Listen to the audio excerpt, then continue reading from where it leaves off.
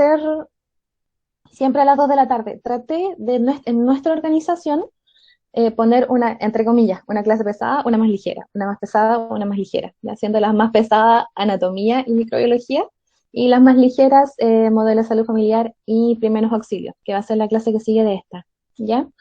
Acá en microbiología vamos a, ¿cómo se llama? Vamos a tener 3 notas también, como en todos los ramos, pero microbiología va a tener controles clase a clase, ¿ya? No se desesperen, que esta clase no va a haber control, ¿ya? Pero vamos a comenzar desde la clase siguiente en adelante a hacer controles después de cada clase, ¿ya? Como les comentaba también que la asistencia no es obligatoria para las personas que tengan problemas en venir ese día, van a hablar personalmente conmigo y vamos a ver en qué tiempo hacen el control, ¿ya? Todos los controles se van a ir sumando y van a ser la tercera nota del ramo, ¿ok? Las pruebas van a ser el sábado 10 de julio. Todas, por si acaso, todas las pruebas van a ser los mismos sábados, ¿ya? Va a ser como un sábado lleno de pruebas. La prueba va a ser el sábado 10 de julio, con la materia que tengamos hasta ahí, y el sábado 31 de julio, ¿ya? Además de los controles clase-clase que vamos a ir haciendo, van a ser la tercera evaluación. Ahora, ¿qué vamos a ver en este ramo? Vamos a ver principalmente eh, todo lo que es, primero, microbiología general. eh, Microbiología general, qué es un microorganismo, qué es un virus, bacteria, protozoo, etcétera. Eh, Formas de contagio de un virus, bacteria, etcétera, qué es lo que hacen en el organismo. Y luego nos vamos a dedicar más que nada a todo lo que es asepsia y antisepsia, ¿ya? Uso de desinfectantes, qué es la limpieza, qué es la esterilización, etcétera. ¿Ya? Eso a grosso modo general. Quiero empezar esta clase con un video de YouTube que nos va a ayudar un poquitito a entrar en este mundo de la microbiología. ¿Ya? Le voy a poner play, por favor me avisan si es que se ve o se escucha o no. ¿Ya? Háblenme por el micrófono porque no voy a estar viendo el chat.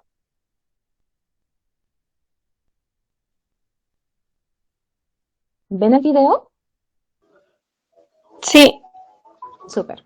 ¿Se escucha? Sí, se ve, se ve. Se escucha. Súper.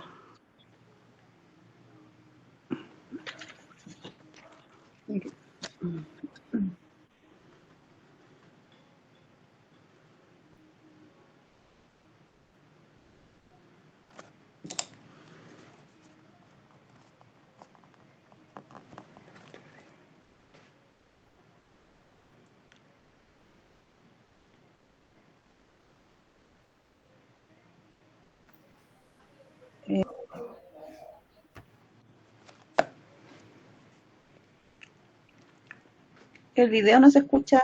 ¿Tiene audio? Perdón, eso iba a preguntar si tenía audio el video porque no escucho nada yo. ¿No Yo se Parece que escucha? tampoco. no. No, Ya. no se Denme, escucha nada. a ver, denme 2 segundos para revisarlo. Justamente, no se No, escucha. no sale audio. Ya. Denme un momento para revisarlo.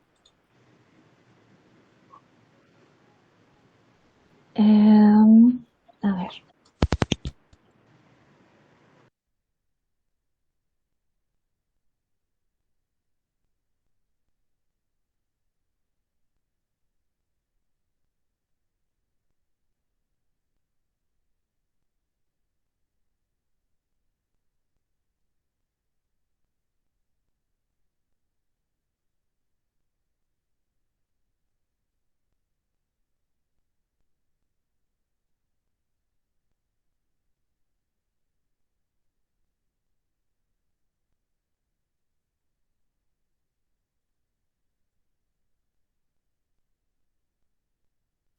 No, no se escucha.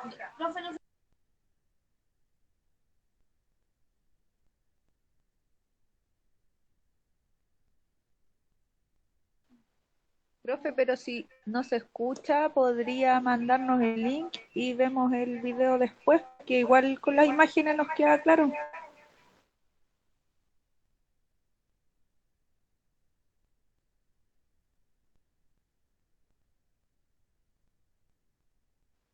Pero ahora su voz tampoco se escucha.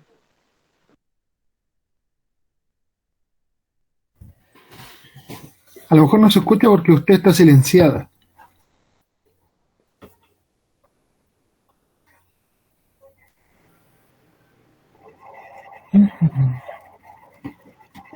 O sea, de hecho sí, la profe está silenciada.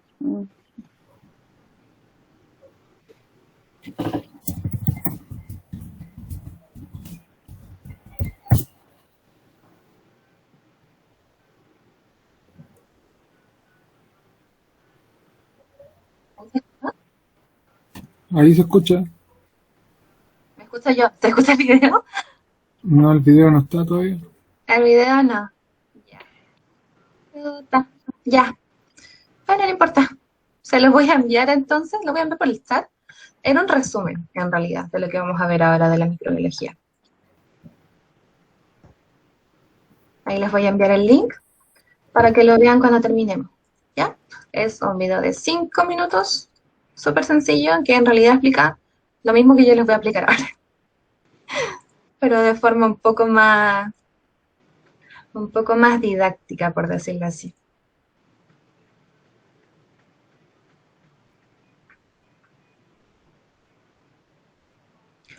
Vamos a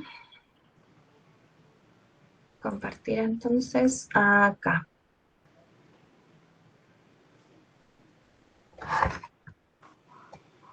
Ahí les compartí el Power, ¿lo ven? Sí, sí se ve. Súper.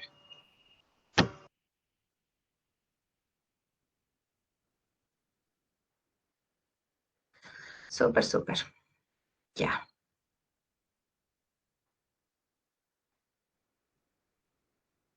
Vamos a comenzar entonces con microorganismos. ¿Qué es la microbiología?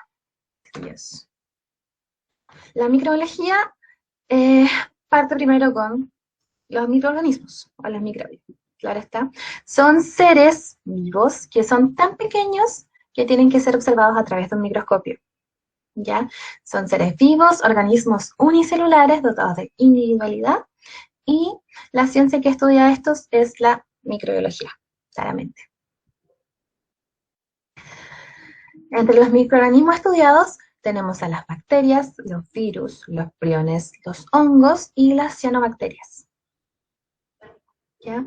Que cada uno tiene distintas formas, cada uno causa distintas cosas, son seres completamente diferentes. Yéndonos al origen de estos microorganismos, tenemos las células. Ya hablamos un poco en anatomía de eso. Tenemos primero a las células eucariotas, que son las células que tienen todo su material genético fundamental encerrado dentro de una doble membrana, que es la envoltura nuclear, ¿ya? Que delimita el núcleo celular. Igualmente estas células vienen a ser microscópicas, pero de tamaño grande y variado comparado con las otras células. Las células procariontes son las células que no tienen núcleo celular diferenciado, ¿ya? Su material genético se encuentra disperso por todo lo que es el citoplasma y está reunido en una zona denominada nucleoide, ¿ya? Este tipo de células es lo que compone a las bacterias. Las diferencias entre las células procariotas y eucariotas son las siguientes, ¿ya?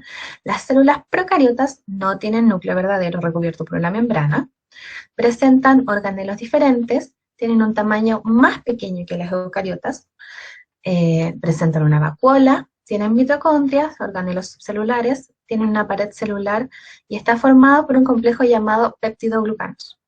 Las células eucariotas tienen un núcleo diferenciado, tienen mitocondrias, retículo endoplasmático, ribosomas, aparato de Golgi, lisosomas, peroxisomas, una membrana plasmática que permite el traspaso de los distintos nutrientes adentro y fuera de la célula, un núcleo verdadero, un sistema interno de membranas y tienen un tamaño más grande y son más complejas.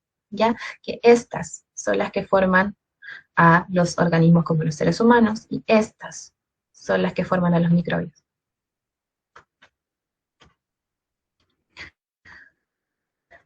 ¿Cuáles son las principales diferencias entre los virus y bacterias? Ya que vamos a ir viendo, definiendo también qué son los virus y las bacterias en esta clase. ¿Ya? Los virus resultan siempre perjudiciales para la salud, mientras que las bacterias pueden ser peligrosas o beneficiosas para el ser humano. ¿Ya? Las bacterias son organismos vivos que tienen una célula, mientras que los virus precisan de células de un huésped para mantenerse vivos. ¿Ya? Las enfermedades vinculadas a las bacterias y consideradas infecciosas necesitan un tratamiento con antibióticos, mientras que en el caso de los virus utilizaremos vacunas o antivirales. ¿Cuánta gente no han conocido ustedes que se resfrían por un virus del resfriado común y toman antibióticos? ¿Cierto? Y nada que ver, porque en realidad son dos organismos completamente distintos y con un antibiótico no vas a matar un virus. Las diferencias de tamaño. Los microbios tienen múltiples formas y tamaños, ¿ya? Si un virus de tamaño promedio tuviera el tamaño de una pelota de tenis, por ejemplo, una bacteria sería el tamaño de media cancha de tenis, y una célula eucariota sería como un estadio entero de fútbol, como en comparación del tamaño de cada uno de ellos. ¿Qué es un virus? El término virus se utiliza para describir a los agentes causantes de enfermedades y más pequeños que las bacterias, ¿ya? Son acelulares, eso quiere decir que no tienen organización celular. Es una partícula inerte cuando está fuera de la célula.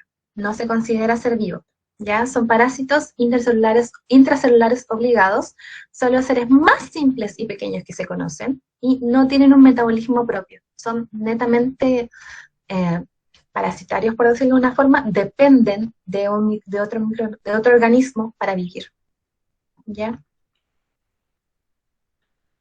Los virus no vuelan en el aire, ni se mueven solitos, no tienen patitas. Al contrario de las bacterias, los virus no están presentes en el ser humano de manera natural. Cuando las personas quedan infectadas por un virus, estos generalmente se eliminan del humano mediante las secreciones, como las heces, esputo, el orina, la sangre, etc. ¿Ya? Las gotitas de saliva, por ejemplo, también. Los protozoos. Lo habitual es que los protozoos, que pueden nombrarse también como protozoarios, estos microorganismos, sean organismos unicelulares de tipo eucariota, ¿ya? Que se desarrollan en el agua, aunque también hay muchos que subsisten en un entorno húmedo. Los protozoos se reproducen de manera sexual, asexual o incluso a través de un intercambio de material genético. Los protozoos se pueden reproducir, según el caso, por 3 métodos diferentes, que serían la esporulación, que tiene lugar cuando la célula madre se divide en esporas, la gemación, que se identifica porque se produce el crecimiento de una yema, y la bipartición, que consiste en una división en dos. ¿Ya? Así es como se van dividiendo los protozoos y se van multiplicando. Hay diversos protozoos que pueden desplazarse por sus propios medios a través de un organulo llamado flagelo. ¿Ya? Oh, denme un segundo que está entrando alguien a la reunión. Ay. Les decía que hay protozoos que tienen un flagelo, que es como una colita, con eso se pueden mover. ¿Ya? Esto les permite moverse para ir en búsqueda de bacterias, algas y hongos, por ejemplo, para su alimentación. La clasificación más habitual de los protozoos se distingue entre 4 tipos. Los protozoos flagelados, que son aquellos que disponen de los flagelos, como les decía. Y los protozoos ciliados, que están recubiertos de cilios, ¿ya? Como de pelitos alrededor. Y estos son los flagelados, que tienen un pequeño flagelo como una colita, que les sirve para poder moverse. Los protozoos esporozoos se caracterizan por ser parásitos y contar con una movilidad muy reducida. Los protozoos rizópodos, por último, se movilizan a través de unos apéndices que se denominan pseudópodos, ¿ya? Que son eso. Básicamente pseudópodos porque se ven como si fueran piernas con las que pudieran caminar. Entre los protozoos más conocidos o significativos se encuentran los siguientes: las tricomonas, que causan patologías, por ejemplo, en el intestino o en la vagina; el Trypanosoma gambiensis, que es el responsable de la enfermedad del sueño; y las amibas, que son uno de los organismos que forman parte del conjunto de los protozoos. ¿Qué son las bacterias? Ahora, las bacterias son una inmensa cantidad de seres vivos que son unicelulares del tipo procariotas, que tienen organelos membranosos en su interior y un contenido genético que se encuentra suelto en su interior. Ya como lo hablábamos, no tienen núcleo definido. Entre los organelos de una bacteria encontramos la pared celular, que es la capa más externa de la célula bacteriana, lo que le confiere rigidez y forma; la membrana plasmática, que se encuentra debajo de la pared. En ella están incluidos todas las estructuras y orgánulos vitales. Está compuesta principalmente por lípidos y por proteínas. Esta también concentra los nutrientes en el interior de la célula y excreta los productos de desecho. Entre las funciones del mesosoma de las bacterias, tenemos que es un sitio para la respiración celular y producción de energía. Esta sirve como anclaje para el ADN bacteriano y para intervenir en la división celular, que sería la bipartición. En el citoplasma, en el que hay organelos especiales como vesículas de gas, constituyentes solubles, material de reserva, nitrogenados y no nitrogenados. Tenemos los ribosomas de la bacteria, que es un organelo donde se sintetizan las proteínas, y el cromosoma bacteriano, que sería el ADN. ¿Ya? No está rodeado por ninguna membrana nuclear, la región donde está se llama el nucleoide y suele estar unido a los mesosomas. El ADN bacteriano tiene como función mantener y conservar la información genética y dirigir el funcionamiento de todo el metabolismo bacteriano. No sé si conocen ustedes la forma en que se ven las bacterias, se estudian, quizás lo han escuchado anteriormente. Las bacterias se estudian por un microscopio a través de la tinción de Gram, o coloración de Gram, que se llama, ¿ya? Este es un tipo de tinción diferencial empleado en el estudio de las bacterias para la visualización en las muestras clínicas, ¿ya? Que se hace en un frotis a través de una pequeña laminita de vidrio y se tiñe. Vamos a ver las bacterias gram positivas de color violeta o azul oscuros y las bacterias gram negativas que se visualizan de color rosa, ¿ya? O rojito.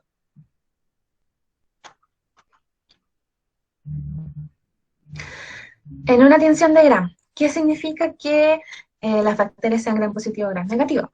Que ya lo vimos. Las bacterias gram positivo significa que tienen una pared celular simple, tienen una capa de peptidoglucano gruesa, no tienen una capa externa y retienen el color violeta, ¿ya? De la tinción.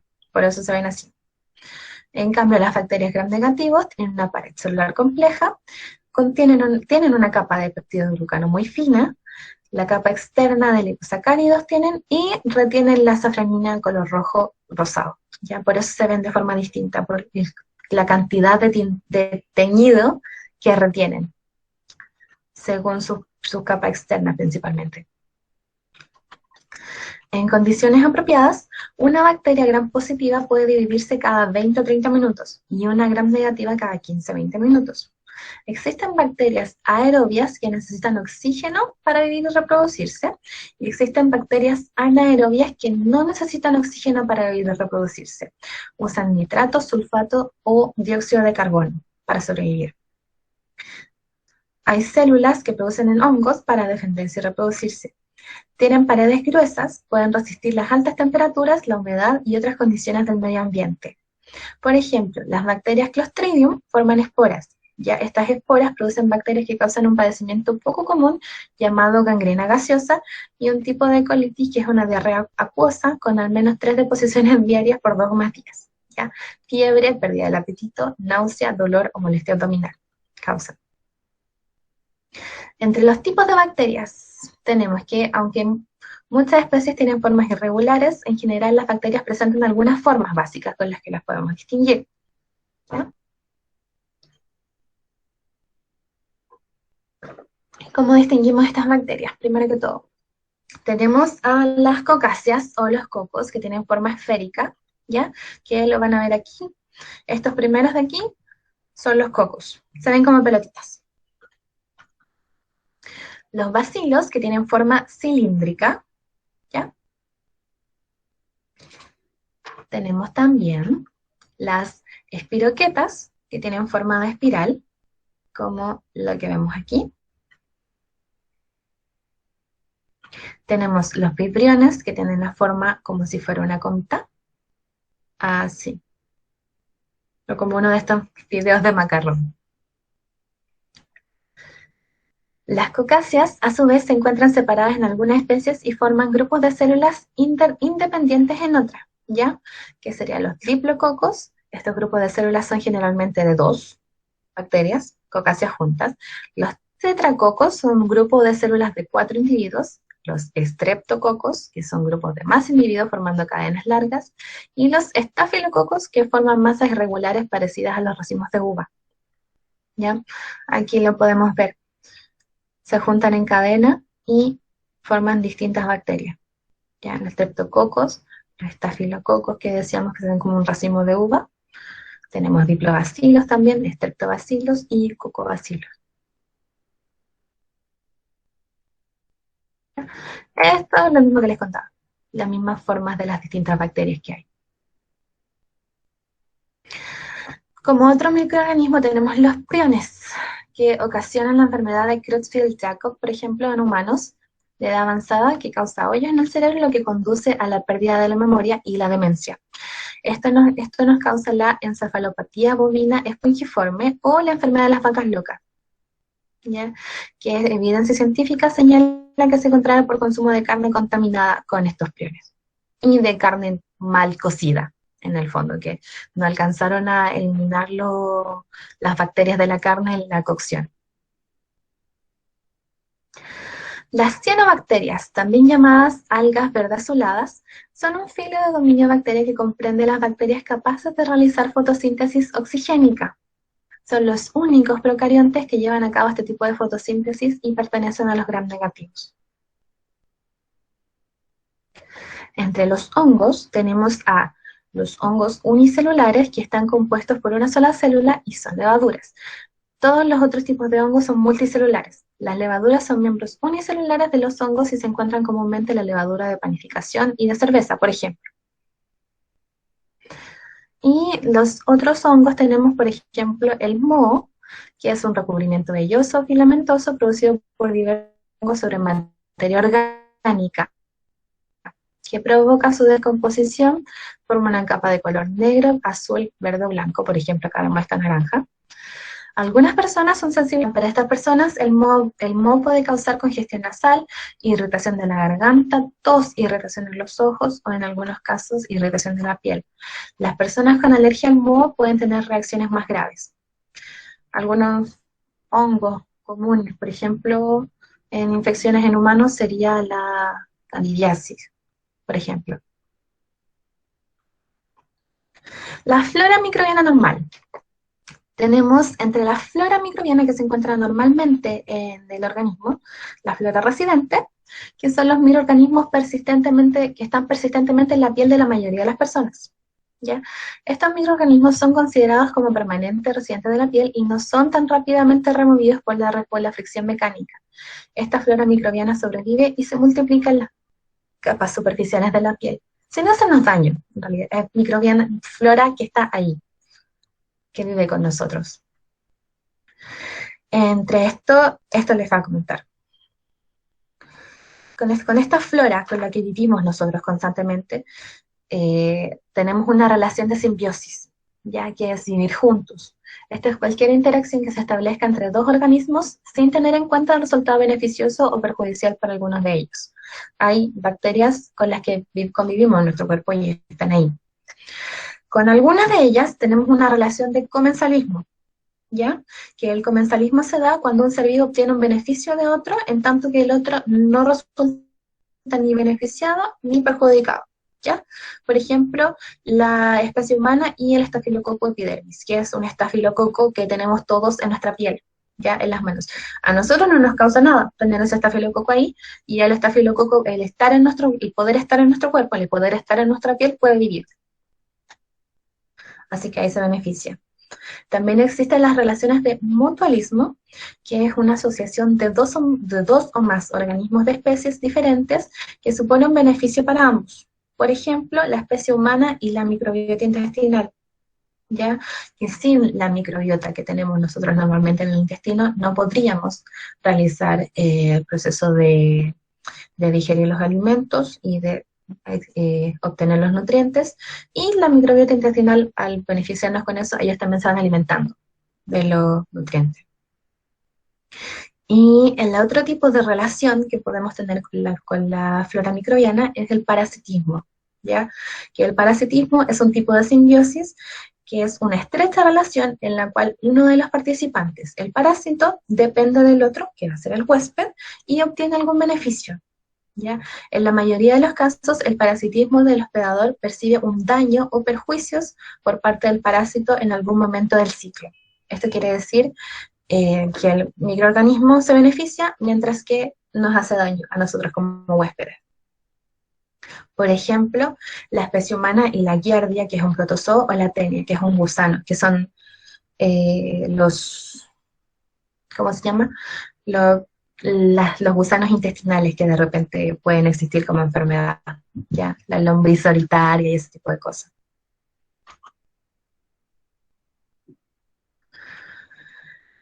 Entre la flora microbiana intestinal tenemos que el tubo digestivo alberga un gran número de bacterias, ¿ya? No es estéril. La flora normal intestinal contribuye a la síntesis de las vitaminas K y las vitaminas del complejo B, colabora con procesos digestivos, además compite con los microorganismos patógenos por nutrientes y receptores y elabora bacteriocinas. Esta flora intestinal está compuesta por alrededor de 10 elevado a 14 bacterias, de 400 especies distintas y que llegan a alcanzar un peso de entre 300 y 600 gramos. O sea, imagínense, 10 y 14 ceros al lado de bacterias. Tenemos un montón de bacterias en nuestro cuerpo. En cuanto a la flora microbiana transitoria, estos son microorganismos que pueden ser aislados de la piel, pero que no se demostraron estar consistentemente presentes en la mayoría de las personas, ¿ya? Esta flora es considerada transitoria, pero está involucrada en la rápida transmisión por las manos de enfermedades, a menos que sea removida por fricción mecánica de agua y jabón o destruida por la fricción de un antiséptico. Cualquier bacteria que no sea natural de nuestro cuerpo y que la agarremos en las manos, se puede eliminar con un buen lavado con agua y jabón, y si no, claramente la podemos llevar a una puerta de entrada en nuestro cuerpo y nos va a contagiar.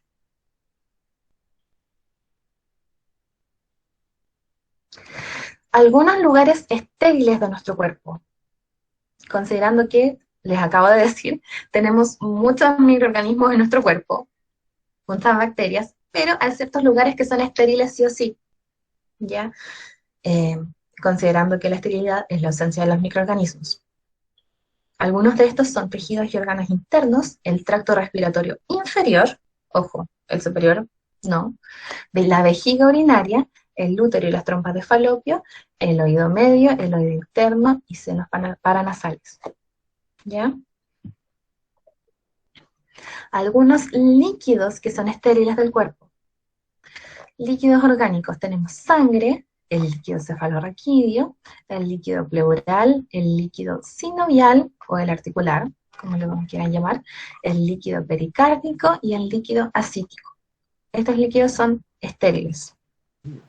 Disculpe, Si profe, hubiera ¿qué es alguna... líquido acítico?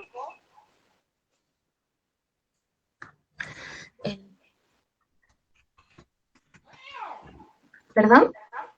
Disculpe, ¿qué es el líquido acítico? Que nunca lo había escuchado. El líquido acítico es el líquido que está en el área que rodea los órganos en el abdomen. No sé si habrán visto quizás algún paciente con ascitis.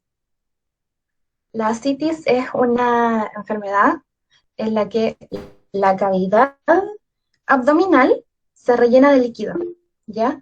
Que este está fuera de los órganos, está en la cavidad abdominal. Se rellena de líquido, parecieran como si estuvieran embarazados casi. Y ese líquido, en general en los pacientes con cáncer, ¿verdad? Ese líquido que se llena ahí es estéril. A veces les drenan la ascitis a los pacientes, pero la mayoría de las veces vuelven en los pacientes con cáncer. Se les vuelve a llenar de líquido ahí.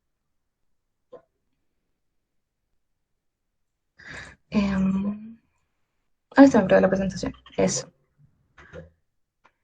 Ya que hablé de los lugares estériles del cuerpo, ¿ustedes saben por casualidad cuál es el lugar más sucio del cuerpo o el que tiene más bacterias? ¿Cuál se les ocurre? La boca. La boca. ¿La boca? La boca. La boca. Exacto. La boca es el lugar más sucio del cuerpo. Y ya se imaginarán, en los lugares estériles, si llegara a entrar una sola bacteria, ¡pum! Infección. Por ejemplo, la más común de todas estas es la infección en la vejiga urinaria, diría yo, la cistitis. Y a ver qué hora es. Ah, súper, son 10 para las 3. Tengo tiempo para seguir con la materia.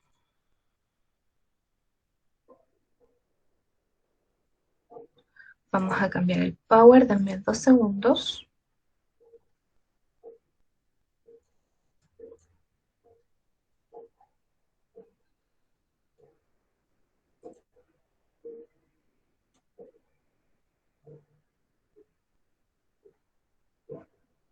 A ver.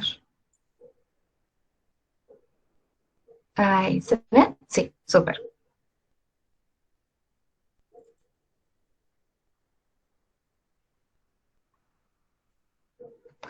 Vamos a hablar ahora de lo que es la cadena infecciosa y los mecanismos de transmisión de las enfermedades. ¿Ya? Déjenme tomar un poquito de agua. Les hablo muy rápido, creo. Se me cansa el tiro la... Se me seca el tiro en la garganta.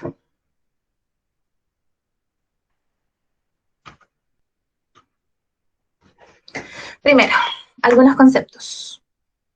Vamos a considerar la infección como una invasión de gérmenes o microorganismos patógenos, ya sean bacterias, hongos, virus, etcétera, que se reproducen y multiplican en el cuerpo causando una enfermedad. Y ya entendimos por enfermedad a toda alteración del equilibrio físico, mental o social de los individuos. ¿Okay? La cadena de transmisión de infecciones se define como cadena de transmisión de infecciones aquella secuencia de episodios que llevan finalmente a la aparición de una enfermedad infectocontagiosa. Para esto es necesario que cada uno de los eslabones que la componen se mantengan interconectados. Al igual que una cadena metálica, si un eslabón se rompe, esta no funciona como tal. O sea que tenemos que romper en algún modo la cadena, y si no la rompemos, nos contagiamos. En la cadena de transmisión de infecciones tenemos un reservorio, que es donde se encuentra el microorganismo, una puerta de salida, que es por donde sale este microorganismo hacia el medio ambiente, que sería la gente, un mecanismo de transmisión, una puerta de entrada a otro organismo y un huésped susceptible, que finalmente se contagia y se convierte en un reservorio que podría contagiar a otro ser. ¿Ya? Esta es la cadena, que generalmente, les voy a poner por ejemplo el coronavirus, que es lo más común que tenemos ahora. El reservorio sería una persona contagiada, la puerta de salida sería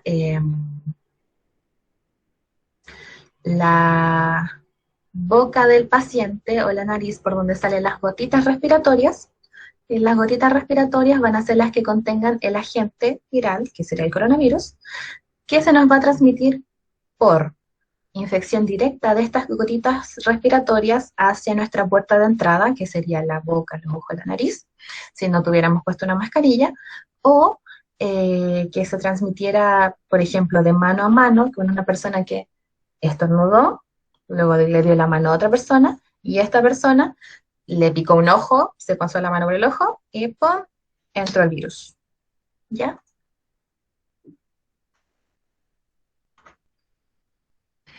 Definiciones.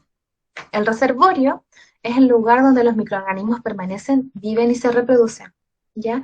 Los reservorios logran mantener y brindar humedad, temperatura y nutrientes para que los microorganismos se desarrollen. Los reservorios animados son los principales a considerar en las infecciones intrahospitalarias, dado que el personal y los pacientes están en estrecha relación y cercanía. Aquí está, por ejemplo, el ejemplo que les decía de una persona infectada de coronavirus, que sería el reservorio del virus, el medio de transmisión, que serían las gotitas respiratorias, la puerta de entrada del huésped susceptible, que finalmente se va a contagiar y se va a convertir en otro reservorio para el virus. Esto es lo mismo que ya les dije. Los reservorios pueden ser animados, que pueden ser animales o humanos, o inanimados, que podrían ser materiales, muros, pisos o muebles, etc. Cualquier cosa que no tenga vida. Algunos tipos de reservorios humanos son el enfermo clínico, que es el que está sufriendo la enfermedad, en el que el microorganismo está alojado en su interior, se multiplica y se desarrolla. El enfermo subclínico, que también está enfermo con síntomas vagos que pueden ser atribuibles a varias enfermedades o asintomático. El portador sano, que es aquel que tiene el microorganismo en su cuerpo, pero no desarrolla la enfermedad, no tiene ni signos ni síntomas. El portador en convalescencia, que es quien tuvo la enfermedad y se mejoró, por ende se está recuperando. Y el portador en periodo de incubación, que es la persona que tiene los microorganismos en su cuerpo, pero todavía no ha manifestado signos y síntomas de la enfermedad. Perdón, Fabiola levantó la mano. ¿Fabiola? Sí, profe, que quería consultar, ¿el portador en convalescencia podría volver a contagiarse aunque se esté recuperando, por ejemplo? Depende del virus. Depende del virus y del tiempo de ¿cómo se llama? ¡Ay, se me olvidó! Depende del virus y del tiempo de transmisión que tenga de la cadena de transmisión. ¿Ya? Pero depende de cada organismo. Si ya se mejoró completamente, significa que ya no tiene nada de virus. Pero puede ser que en este proceso de mejorarse, su carga viral sea más baja, pero está ahí, esa carga viral, ¿ya? Y si llegara a encontrarse con otra persona que sea inmunodeprimida, puede haber posibilidad de que lo contagie, aunque sean poquitos virus los que tenga.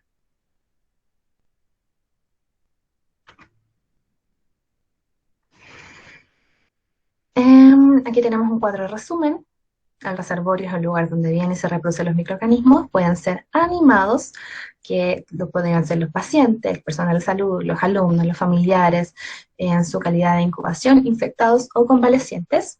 Y los reservorios inanimados, que podrían ser, bueno, aquí yo quitaría medicamentos en realidad, los medicamentos siempre están limpios.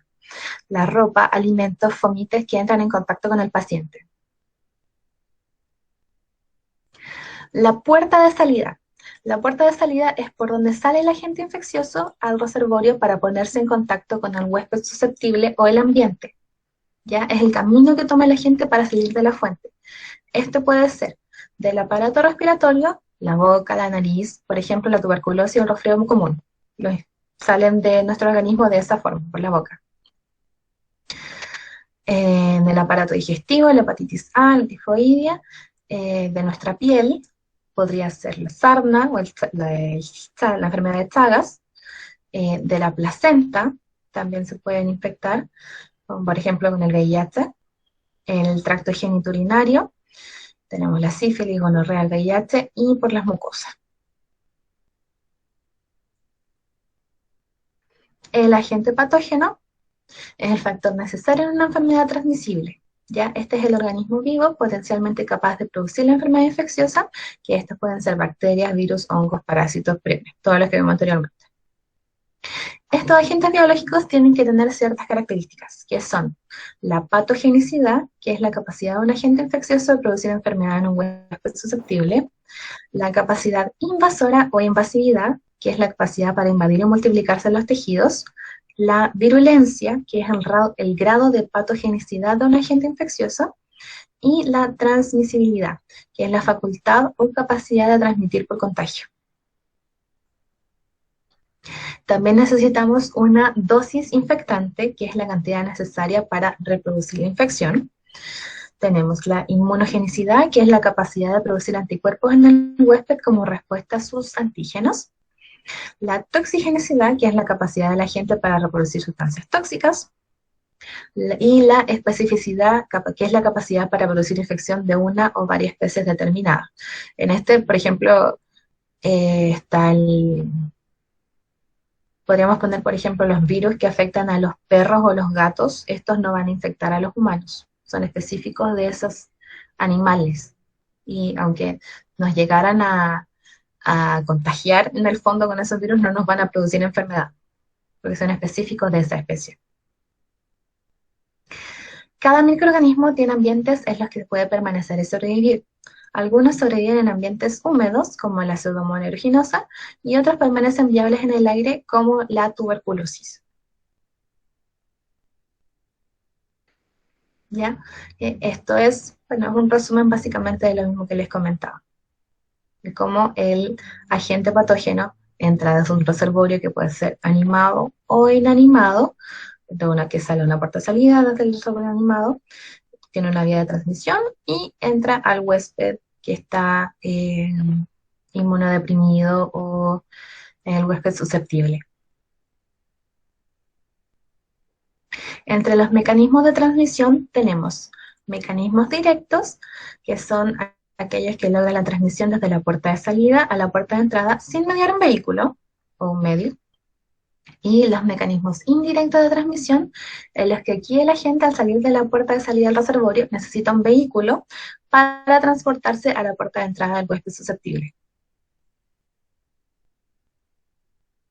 Entre los mecanismos directos tenemos la transferencia, que es el paso directo desde una puerta de entrada y salida, y la proyección, por ejemplo, por gotitas de fluidos. Entre los mecanismos indirectos tenemos vehículos que son fomites, vectores que podrían ser insectos, y por la vía aérea, por ejemplo, podría entrar polvo. Tenemos la definición también acá de los mecanismos de infección cruzada, que en este caso sería la transmisión de una infección, por ejemplo, por un paciente hospitalizado a otro paciente del mismo hospital o centro sanitario. Que ahí, perdón, ¿alguien levantó las manos, parece? ¿No? No.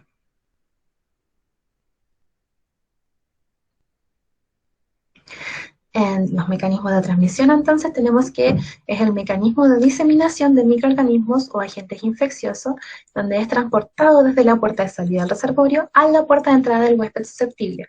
Esto quiere decir que una vez que el agente abandona el reservorio, necesita un mecanismo de transmisión que lo lleva al huésped, por ende, es la forma de difusión del agente al huésped susceptible y puede ser transmitido por una o varias vías. Las que son transmisión por contacto. Aquí distinguimos dos distintos, el contacto directo, que sería una transmisión por transferencia, o sea, contacto piel o mucosas, o por proyección, o sea, por gotitas enviadas a menos de 1 metro de distancia, ¿ya? Las gotitas respiratorias.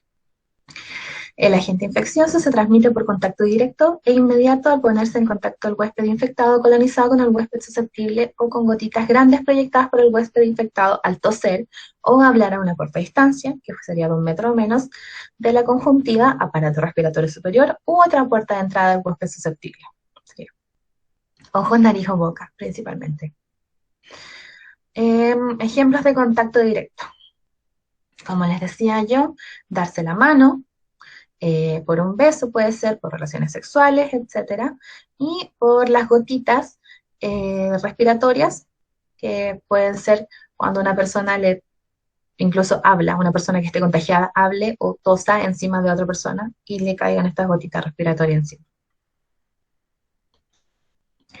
También tenemos el contacto indirecto, que es la transmisión por contacto de un huésped susceptible a través de un objeto inanimado, que se llaman fomites, que puede ser, por ejemplo, instrumental quirúrgico contaminado, apósito, juguetes, endoscopio, etc., para que la gente sea transporte hasta el huésped, siendo esta la diferencia de la transmisión por contacto directo. Ya necesitamos algo más. La transmisión mediante contacto indirecto se distingue de la transmisión por contacto directo por la participación de un objeto intermediario que está implicado en la transferencia del agente infeccioso desde el foco de la infección al huésped susceptible.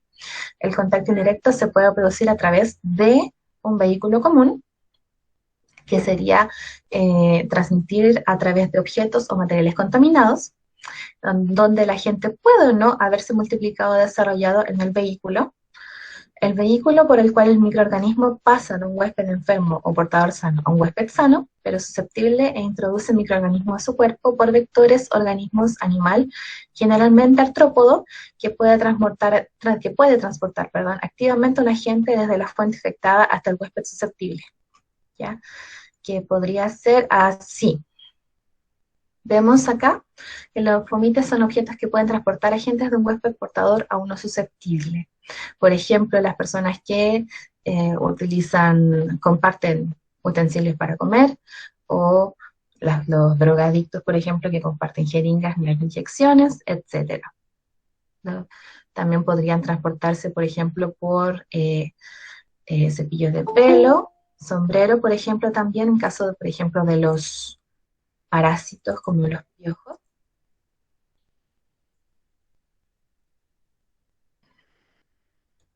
En cuanto a la transmisión aérea, los microorganismos hay microorganismos específicos que pueden permanecer suspendidos por largo tiempo en el núcleo de las gotitas, partículas de tamaño menor a 5 micrones, ¿ya?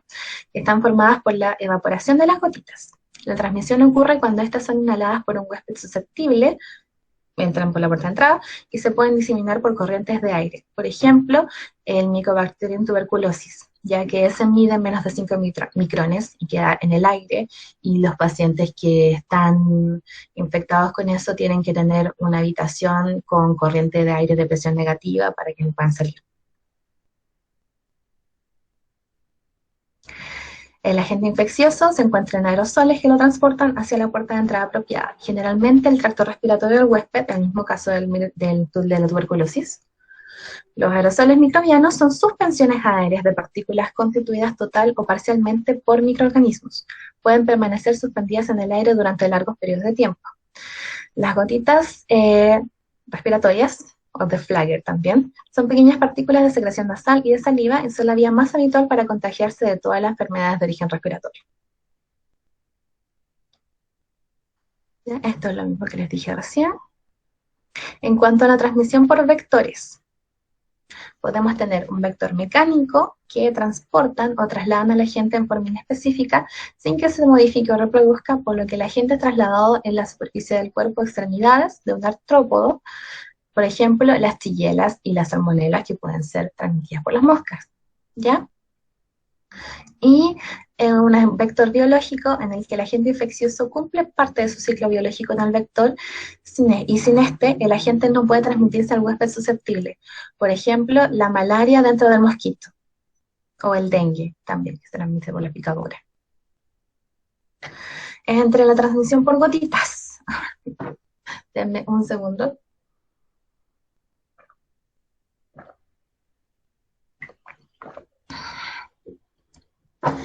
La diferencia de la transmisión por gotitas a la aérea es que las gotitas miden más de 5 micrones, ¿ya? Las gotitas miden más de 5 micrones y pueden trasladarse hasta 1 metro de distancia y luego caen. ¿Ya? Esa es la diferencia. Con la transmisión aérea de las enfermedades, las gotitas se evaporan y quedan en el aire, y son siendo contagiosas ahí. Y por eso, o sea, quedan en el aire porque pesan menos de 5 micrones. Esa es la diferencia. La transmisión ocurre cuando estas gotitas son depositadas en la mucosa nasal, conjuntiva bucal o heridas del huésped susceptible. Estas gotitas no permanecen en suspensión, lo que las diferencia de la transmisión aérea. La puerta de entrada es el sitio por donde el agente infeccioso entra al huésped susceptible.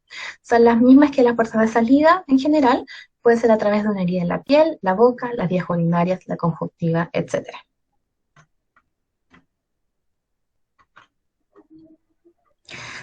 El huésped susceptible es esa persona susceptible de adquirir una enfermedad infecciosa por alguna puerta de entrada, y va a depender de su estado inmunológico general, de sus condiciones básicas y otros factores como los mecanismos de resistencia de los microorganismos. Todos los humanos en algún momento somos susceptibles de adquirir una enfermedad infecciosa. Algunas principalmente como las edades extremas, que serían los niños y los ancianos, personas en pesos extremos, que son las personas desnutridas o enflaquecidas, y las personas obesas mórbidas, personas que tengan patologías asociadas que alteren el sistema inmune, personas durante el embarazo y puerperio, y personas con vida sexual activa con conductas de riesgo, obviamente.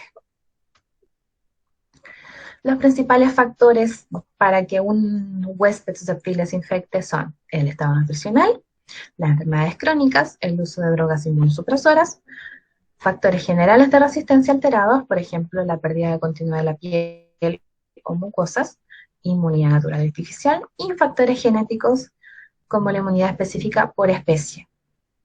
¿Bien? Eso sería por la clase de hoy de microbiología. Es contenido súper pesado.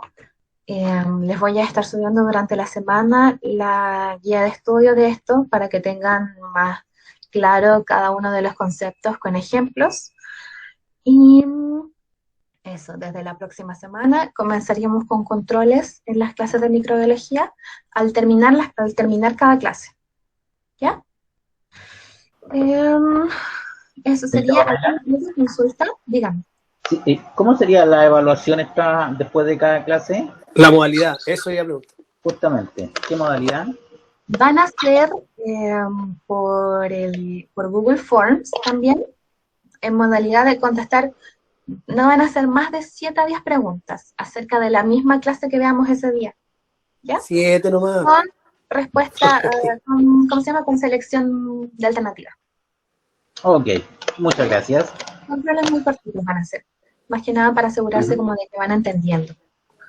Ya, ¿es con tiempo esa prueba? Tengo que conversar un poco mejor la modalidad con la que vamos a hacer la colega, ¿no? Porque se entiende que van a haber personas que quizás no van a estar durante la clase, entonces vamos a ver bien cuánto tiempo les damos para responder, cosa de que alcancen a estudiarse un poquito también la clase y a responder el control. ¿Ya? Ok, muchas gracias. Catalina Aranguis. Dígame. No, pero es que era la misma pregunta, a ver si me iba a dar tiempo para responder los controles. Ah, ya, súper. Bueno, eso.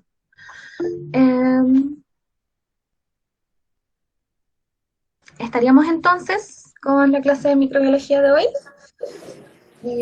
La clase de primeros auxilios, que sería la última clase, va a empezar. Tengo acá que empieza a las 3:45. ¿Les gustaría quizás empezarle un poquito antes a las 3:30? ¿O empezamos a las 3:45? Profe, consulta. Me parece a las 3:30, sí.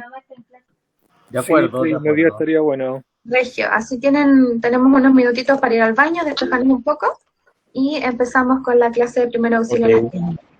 ¿Ya? Eso. Ok, gracias. Vean el video que les copié en el chat, que es un resumen un poco de la clase.